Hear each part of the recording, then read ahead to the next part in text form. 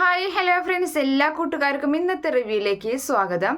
അങ്ങനെ പ്രകാശനോട് പോലീസ് പറയാണ്, നടക്കട മണവാള, നടക്കട ഇങ്ങോട്ട് എന്നും പറഞ്ഞ് ദേഷ്യത്തോടു കൂടി പിടിച്ചു വലിച്ച് ലോക്കപ്പിലേക്ക് എടുത്തിടുകയാണ്. എന്നിട്ട് അവിടെ വെച്ചിട്ട് പോലീസ് നല്ല കണക്കിന് തന്നെ കൊടുക്കുന്നുണ്ട് പ്രകാശന്. ലക്ഷ്മിയുടെ മുന്നിലിട്ട് തന്നെയാണ് തല്ലി ചതയ്ക്കുന്നത്. അയ്യോ അങ്ങനെ ചെയ്യല്ലേ സാറ്, നിർത്ത് എന്നൊക്കെ ഇങ്ങനെ പറഞ്ഞു നോക്കുന്നുണ്ടെങ്കിലും പോലീസാണെങ്കിൽ നല്ല അടി എന്നെ കൊടുക്കുകയാണ്. അങ്ങനെ മതി സാറ്, നിർത്ത്, ഇനി തല്ലിക്കഴിഞ്ഞാൽ ഞാൻ ചിലപ്പോൾ ചത്തുപോകും സാറ്, കൊലപാതക കേസിൽ പ്രതിയാവും എന്നിങ്ങനെ പറയുന്നുണ്ട് പ്രകാശൻ. അപ്പോൾ പോലീസ് അങ്ങനെ നിർത്തുകയാണ്. അങ്ങനെ ലക്ഷ്മി മുന്നിൽ വന്ന് നിൽക്കുന്നുണ്ട്. എന്നിട്ട് പറയാണ്, ഇവൻ ഇതൊന്നും കിട്ടിയാൽ പോരാ എന്ന് പറയുമ്പോൾ, മേഡം പറഞ്ഞാൽ മതി, ഇനിയും കൊടുക്കാം ഇവന്, എനിക്ക് അതിലൊരു കുഴപ്പമില്ല, പിന്നെ ഇവനെ ജീവച്ചേടം പോലെ ഇവിടെ ഇടണമെങ്കിൽ ഇടാം, ജീവൻ എടുക്കില്ല എന്ന് മാത്രമുള്ളൂ എന്ന് പറയുന്നുണ്ട്. അപ്പോൾ ആ സമയത്ത് ലക്ഷ്മി പറയാണ്, ഇവനെ ശരിക്കും കൈകാര്യം ചെയ്യേണ്ടത് പോലീസല്ല, നാട്ടുകാരാണ് കൈകാര്യം ചെയ്യേണ്ടത്. എൻ്റെ നാട്ടുകാർ ഇവനെ കുറച്ച് നാൾ അന്വേഷിച്ച് നടന്നതാണ്, ഇവനെ കിട്ടിയില്ല എന്ന് പറയുന്നുണ്ട്. അങ്ങനെ ആ സമയത്ത് പോലീസ് പറയാണ്, ഇവൻ ഏറ്റവും വലിയ ക്രൂരനാണ്, അതിനേക്കാളും വലിയൊരു ക്രൂരനാണ് ഇവൻ്റെ മകൻ, വലിയ ക്രിമിനലാണ് അവൻ, വലിയ വലിയ കേസുകളിലൊക്കെ പ്രതിയാണ് അവൻ, കളവിലെയും അതുപോലെ തന്നെ കൊലപാതക ശ്രമ കേസിലൊക്കെ പ്രതിയാണ്, 2-3 കേസ് അവനുണ്ട് എന്ന് പറയുന്നുണ്ട്. അപ്പോൾ ആ സമയത്ത് ലക്ഷ്മി പറയാണ്, ഇവൻ്റെ അമ്മ ഇവനേക്കാളും തറയാണ്, ഇവൻ്റെ അമ്മയാണ് ഇവനെ വളർത്തിയത്, അപ്പോൾ ഇവൻ്റെ അമ്മയും വളർത്തിയ മകൻ പിന്നെ അങ്ങനെയല്ലാതായിരിക്കും എന്നൊക്കെ ലക്ഷ്മി ചോദിക്കുന്നുണ്ട്. അങ്ങനെ പോലീസ് ലോക്കപ്പിൽ നിന്ന് ഇറങ്ങി വരികയാണ്. അങ്ങനെ ആകെ അവശ നിലയിൽ പ്രകാശൻ അങ്ങനെ നിൽക്കുന്നുണ്ട്. നേരെ ലക്ഷ്മിയുടെ അരികിലേക്ക് ഇങ്ങനെ വരികയാണ്. എന്നിട്ട് ആ ലോക്കപ്പിൽ അങ്ങനെ പിടിച്ചു നിൽക്കുന്നുണ്ട്, ആ സെല്ലുമിൽ ഇങ്ങനെ പിടിച്ചു നിൽക്കുകയാണ്. അപ്പോൾ ആ സമയത്ത് ലക്ഷ്മി ചോദിക്കുന്നുണ്ട്, നിനക്ക് ഓർമ്മയുണ്ടോടാ 25 വർഷം മുൻപ് എൻ്റെ കുഞ്ഞ് ജനിച്ച അന്നത്തെ ദിവസം നിനക്ക് ഓർമ്മയുണ്ടോടാ എന്ന് ചോദിക്കുകയാണ്. അപ്പോൾ ആ സമയത്ത് ആ ഒരു കാര്യം, കുഞ്ഞിനെ ഓടയിൽ ഉപേക്ഷിച്ചതൊക്കെ ഉള്ള കാര്യങ്ങളൊക്കെ ഓർക്കുകയാണ് പ്രകാശൻ. എനിക്കിപ്പോൾ അത് ഓർക്കും തോറും എനിക്ക് ഇത് കലിയാണ് വരുന്നത് എന്ന് പറഞ്ഞ് അങ്ങനെ നിൽക്കുന്നുണ്ട്. എന്നിട്ട് പറയാണ്, നീ എന്നിട്ട് അതിനിടയിൽ മറ്റൊരു വിവാഹം കഴിച്ചു, ഇനിയിപ്പോൾ അടുത്ത വിവാഹം കൂടി കഴിക്കാൻ വിചാരിച്ച് ആ പെണ്ണിൻ്റെ ജീവിതം കൂടി തകർക്കാൻ നീ ശ്രമിക്കുകയാണല്ലേ എന്നൊക്കെ പറഞ്ഞ് അങ്ങനെ വളരെ ദേഷ്യപ്പെട്ട് അങ്ങനെ നിൽക്കുന്നുണ്ട്. അപ്പോൾ ആ സമയത്ത് പ്രകാശൻ ചോദിക്കുകയാണ്, നീ ഇപ്പോൾ 25 വർഷം മുൻപ് ഇവിടേക്ക് വന്നത് എന്തിനാണ്, എന്നെ ഇങ്ങനെയാക്കാൻ വേണ്ടിയിട്ടാണോ എന്ന് ചോദിക്കുമ്പോൾ, അതേടാ എന്ന് പറയാണ്, ഞാൻ ഇത്രയും നാളും ഞാൻ കുറച്ച് തിരക്കായിപ്പോയി, അതുകൊണ്ടാണ് നിന്നെ എനിക്ക് കയ്യിൽ കിട്ടാൻ, നിന്നെ കുറെ കാലമായി ഞാൻ അന്വേഷിച്ച് നടക്കുന്നു, നീ അനുഭവിക്കാൻ പോകുന്നതുള്ളൂ, എന്തായാലും നീ ജയിലിലേക്ക് കിടക്കുള്ളൂ, ജയിലിൽ കിടന്നിട്ടാൽ നിന്റെ ഇനി കല്യാണം നടക്കുള്ളൂ എന്നും പറഞ്ഞ് ലക്ഷ്മിക്ക് അവിടെ നിന്നും പോരുകയാണ്. അതിനുശേഷം കാണിക്കുന്നത് നമ്മുടെ കാർത്തികയാണെങ്കിൽ കാറിലിങ്ങനെ സഞ്ചരിച്ചു കൊണ്ടിരിക്കുന്നുണ്ട്. അപ്പോൾ വിക്രം വിളിക്കുന്നുണ്ട്. അപ്പോൾ വിക്രത്തിൻ്റെ കോള് കാണുമ്പോൾ കാർത്തിക ഡ്രൈവറോട് പറയുന്നുണ്ട്, ഒന്ന് നിർത്തി എന്ന് പറയാണ്. അങ്ങനെ കാർ അവിടെ നിർത്തുന്നുണ്ട്. കാർത്തിക കോള് എടുക്കുന്നതിന് മുന്നേ തന്നെ അവൾക്കറിയാം. അപ്പോൾ അവൾ മനസ്സിൽ കരുതുകയാണ്, അവൻ വിളിക്കുന്നുണ്ട്, അവൻ്റെ അച്ഛനെ പോലീസ് അറസ്റ്റ് ചെയ്തു എന്ന് പറയാനായിട്ട് എന്നും പറഞ്ഞ്, എന്താടാ വിക്രം, ഞങ്ങളിത് അങ്ങോട്ട് വന്നുകൊണ്ടിരിക്കുകയാണടാ എന്ന് പറയുന്നുണ്ട്. അയ്യോ ചേച്ചി ഇങ്ങോട്ട് വരണ്ട എന്ന് പറയുന്നു. അപ്പോൾ എന്താ വരണ്ടാന്നോ എന്ന് ചോദിക്കുമ്പോൾ, അതെ, അച്ഛനെ പോലീസ് അറസ്റ്റ് ചെയ്ത് കൊണ്ടുപോയി. അറസ്റ്റ് ചെയ്യോ, എന്തിന് എന്ന് ചോദിക്കുന്നുണ്ട്. അപ്പോൾ അതൊന്നും അറിയില്ല, ഇവിടെ ആ കല്യാണിയും കിരണും വന്നിരുന്നു, അപ്പോൾ അവരൊക്കെ കൊടുത്ത വല്ല കള്ളക്കേസ് ആവുള്ളൂ, ഇനിയിപ്പോൾ എന്താ ചെയ്യുക ചേച്ചി എന്ന് ചോദിക്കുമ്പോൾ, നീ പേടിക്കേണ്ടടാ, ഞാൻ എന്തായാലും അമ്മയെ ഹോട്ടൽ റൂമിൽ തിരിച്ചു കൊണ്ടുവന്നാക്കിയിട്ട് ഞാൻ പോലീസ് സ്റ്റേഷനിൽ പൊക്കോളാം, നമ്മുടെ അച്ഛനൊന്നും സംഭവിക്കില്ല എന്ന് പറയുന്നു. അപ്പോൾ ആ സമയത്ത് ഇതൊക്കെ അറിഞ്ഞു കഴിഞ്ഞാൽ ചേച്ചിയുടെ അമ്മ എന്താവും, കല്യാണം മുടങ്ങിയില്ലേ, അപ്പം അച്ഛൻ്റെ പ്രതീക്ഷകളൊക്കെ പോവില്ലേ എന്ന് പറയുമ്പോൾ, അതൊന്നും നഷ്ടപ്പെടുന്നില്ല, നീ സമാധാനമായിട്ടിരിക്കുക, നീ ടെൻഷൻ അടിക്കേണ്ടടാ എന്നും പറഞ്ഞിട്ട് ഫോൺ കട്ട് ചെയ്യുന്നുണ്ട്. എന്നിട്ട് ഡ്രൈവറോട് ഇനി വണ്ടി എടുത്തോ എന്നും പറയാണ്. അങ്ങനെ പിന്നീട് കാണിക്കുന്നത് നമ്മുടെ കല്യാണിയെയും അതുപോലെ തന്നെ രൂപയെയാണ്. കല്യാണി നേരെ രൂപയുടെ വീട്ടിലേക്ക് വന്നിരിക്കുകയാണ്. അപ്പോൾ അവിടെ ചെന്നിട്ട് രൂപയോട് കല്യാണി പറയുന്നുണ്ട്, അവിടെ എത്തുമ്പോൾ ചില കാഴ്ചകൾ കാണാമെന്ന് പറഞ്ഞപ്പോൾ ഞാൻ കരുതിയില്ല അത് ഒരു പോലീസ് കേസാകുമെന്ന് കല്യാണി പറയുമ്പോൾ, എന്തായാലും അയാളുടെ ഒരു ധൈര്യം സമ്മതിക്കണം. പിന്നെ ഇന്നും കൂടി എൻ്റെ അമ്മയെ കരയിപ്പിച്ചതാണ്, എൻ്റെ അമ്മയെ വിഷമിപ്പിച്ചതാണ്. അമ്പലത്തിലേക്ക് ചെന്നപ്പോൾ അവിടെ വെച്ചിട്ട് അയാൾക്കുണ്ടാകാൻ പോകുന്ന സൗഭാഗ്യങ്ങളെക്കുറിച്ച് അഹങ്കരിച്ചതും, അതുപോലെ തന്നെ എൻ്റെ അമ്മ മരണപ്പെട്ടാൽ കൊള്ളിവെക്കാൻ അയാളുടെ മകൻ വരില്ലെന്നൊക്കെ ഉള്ള രീതിയിൽ സംസാരിച്ചു എന്ന് പറയുമ്പോൾ രൂപ പറയുന്നുണ്ട്, അതിനെന്താ, അങ്ങനെ വരാതിരിക്കല്ലേ നല്ലത്, അമ്മയെ സ്നേഹിക്കാത്ത, അമ്മ വെറുക്കുന്ന ഒരു മകൻ വന്നു കഴിഞ്ഞാൽ അങ്ങനെ ചെയ്താൽ ആ ഒരു ആത്മാനുമോ മോക്ഷം പോലും കിട്ടില്ല എന്ന് പറയുമ്പോൾ അതൊക്കെ നമുക്കറിയാവുന്ന കാര്യമല്ലേ അമ്മയെന്ന് ഇങ്ങനെ പറയുന്നുണ്ട്. പിന്നെ മറ്റൊരു കാര്യമെന്ന് പറഞ്ഞു കഴിഞ്ഞാൽ പ്രകാശൻ അവനേക്കാളും ഭയക്കേണ്ടത് അവൻ്റെ മകനെയാണ്. അവൻ്റെ മകൻ വലിയൊരു ക്രിമിനലാണ്. ആ ആൽബിയുടെ നിരപരാധി ആൽബിയുടെ തലക്കടിച്ചവനല്ലേ അവൻ. അതുകൊണ്ട് അവനെ ഒന്ന് ശ്രദ്ധിക്കണം. സത്യങ്ങളൊക്കെ തിരിച്ചറിഞ്ഞു കഴിഞ്ഞാൽ നിങ്ങളുടെയൊക്കെ ജീവൻ ചിലപ്പോൾ അപകടത്തിലാവും എന്ന് രൂപ ഇങ്ങനെ പറഞ്ഞു കൊടുക്കുമ്പോൾ കല്യാണി പറയുന്നുണ്ട്, അതൊക്കെ അറിയാം അമ്മയും. അതുകൊണ്ട് തന്നെ സത്യങ്ങൾ അറിഞ്ഞു കഴിഞ്ഞാൽ കിരണേട്ടൻ അവൻ്റെ ഫോൺ ചോർത്തിയെടുക്കുന്ന കാര്യത്തിൽ ഉറപ്പാണ്. അങ്ങനെ പറഞ്ഞിട്ടുണ്ട്. അപ്പോൾ അവൻ്റെ നീക്കങ്ങൾ അറിയാൻ കഴിയും. അവനെ ഒന്നും വെറുതെ വിടാൻ പോകുന്നില്ല എന്ന് പറയുന്നുണ്ട്. അപ്പോൾ ആ സമയത്ത് എൻ്റെ അമ്മ പാവമാണ്, എൻ്റെ അമ്മ ഇത്രയും ദ്രോഹിച്ചിട്ട് എൻ്റെ അമ്മ ഒന്നും ചെയ്തില്ല. പക്ഷേ ലക്ഷ്മി അതുപോലെ തന്നെ ലക്ഷ്മി അമ്മയും കാർത്തികേച്ചിയൊന്നും അങ്ങനെയല്ല. അയാളെ ശരിക്ക് വെള്ളം കുടിപ്പിക്കുന്ന കാര്യത്തിൽ ഉറപ്പാണ് എന്നൊക്കെ ഇങ്ങനെ പറഞ്ഞു നിൽക്കുകയാണ്. അപ്പോൾ ആ സമയത്ത് രൂപ പറയുന്നുണ്ട്, നമ്മളുടെയൊക്കെ മനസ്സിൽ നമ്മളുടെ സ്നേഹവും അതുപോലെ തന്നെ പണവും അതുപോലെ സ്വാധീനം എല്ലാം നമ്മൾക്കുണ്ട്. പക്ഷേ നമ്മൾക്കില്ലാത്തത് അവർക്കൊന്നുണ്ട്. കാരണം അവർക്ക് എന്നൊന്നറിയാം. പ്രകാശനും മകനും അതുപോലെ തന്നെ എൻ്റെ സഹോദരൻ എന്ന് പറയുന്ന ആ രാഹുൽ ഉണ്ടല്ലോ, അവനും ചതി അറിയാം. അത് നമ്മൾക്ക് ചിലപ്പോൾ തിരിച്ചറിയാൻ പറ്റില്ല. അതുകൊണ്ട് ശ്രദ്ധിക്കണം മോളെ എന്നൊക്കെ വീണ്ടും ഇങ്ങനെ പറഞ്ഞു കൊടുക്കുന്നുണ്ട്. പിന്നീട് കാണിക്കുന്നത് നമ്മുടെ ലക്ഷ്മി പുറത്തേക്ക് ഇറങ്ങി വരികയാണ്. സ്റ്റേഷനിൽ നിന്നും പുറത്തേക്ക് ഇറങ്ങി വരുമ്പോൾ കാർത്തിക വരുന്നുണ്ട്.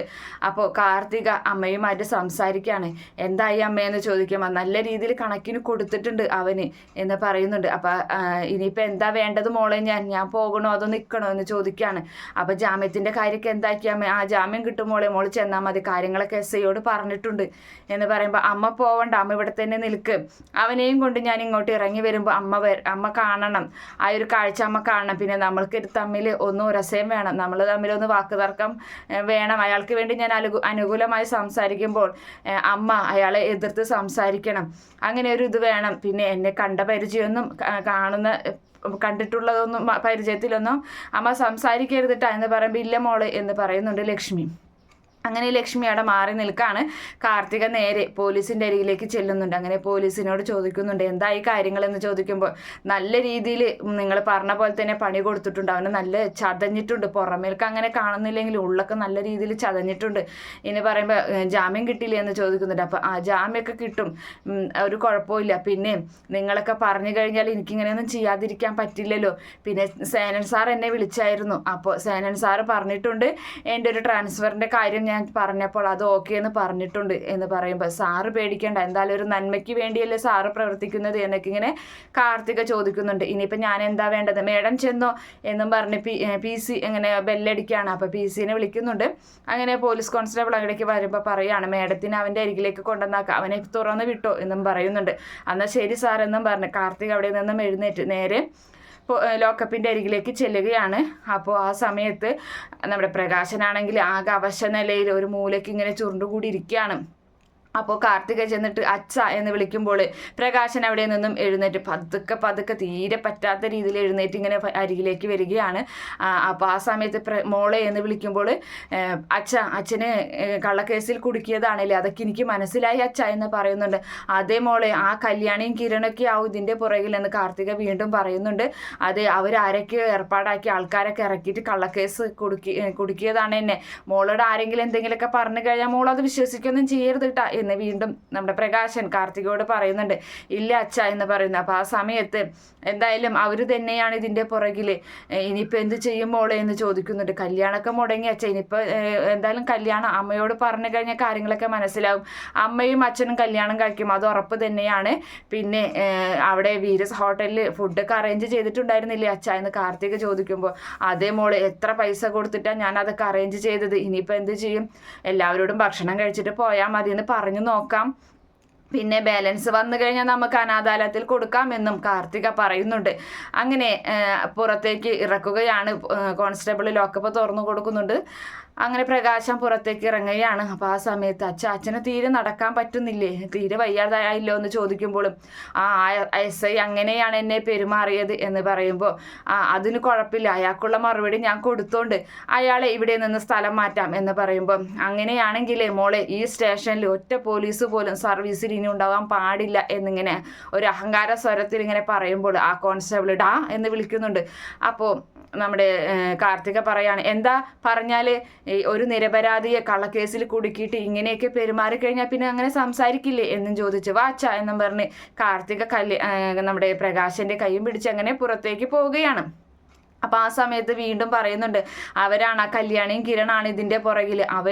അവിടേക്ക് ഞാൻ ഒരു ഫോർമാലിറ്റിക്ക് വേണ്ടി ഒരു കത്ത് കൊണ്ടു കൊടുത്തതാണ്. അവർ കല്യാണത്തിന് വരുമെന്നൊന്നും ഞാൻ വിചാരിച്ചില്ല.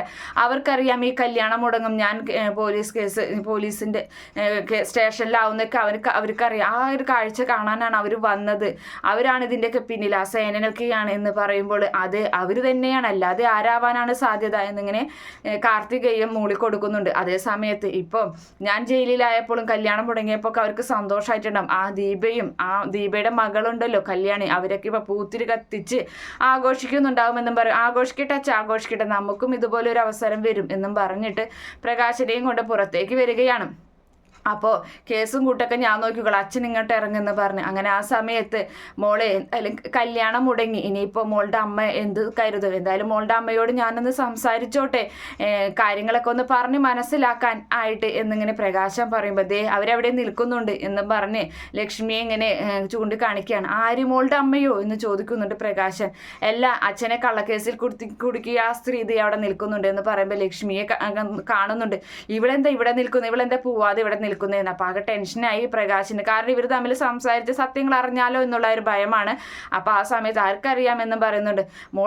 അവളോടൊന്നും സംസാരിക്കാൻ നിൽക്കണ്ട, നമുക്ക് പോകാം. എന്താ സംസാരിച്ചാലും എന്ന് കാർത്തിക വീണ്ടും പ്രകാശനോട് ചോദിക്കുന്നുണ്ട്. അങ്ങനെ കാർത്തിക വേഗം ലക്ഷ്മിയുടെ അരികിലേക്ക് ചെല്ലാണ്. നിങ്ങൾ എന്താ വിചാരിച്ചത്, എൻ്റെ അച്ഛനെ കള്ളക്കേസിൽ കുടുക്കിയിട്ട് ഇങ്ങനെ ഇടാമെന്നോ? ജാമ്യം കിട്ടില്ലെന്ന് വിചാരിച്ചോ? ജാമ്യം കിട്ടി, ഞാൻ എൻ്റെ അച്ഛനെ കൊണ്ടുപോവാണെന്ന് പറയുമ്പോൾ, അങ്ങനെ കൊണ്ടുപോകാനായിട്ട് നിന്റെ ഇയാളുടെ മകളാണോ നീ എന്ന് ചോദിക്കുന്നുണ്ട് ലക്ഷ്മി. അപ്പോൾ ആ സമയത്ത് എൻ്റെ അമ്മയെയാണ് അച്ഛൻ കല്യാണം കഴിക്കാൻ പോയത് എന്ന് പറയുമ്പോൾ, ഓ അത് ശരി, അങ്ങനെ നിന്റെ അമ്മയാണല്ലേ. എടാ, നീ ഈ പെൺകുട്ടിയുടെ അമ്മയുടെ ജീവിതം നീ ഇല്ലാതാക്കാൻ നോക്കുകയാണല്ലേ.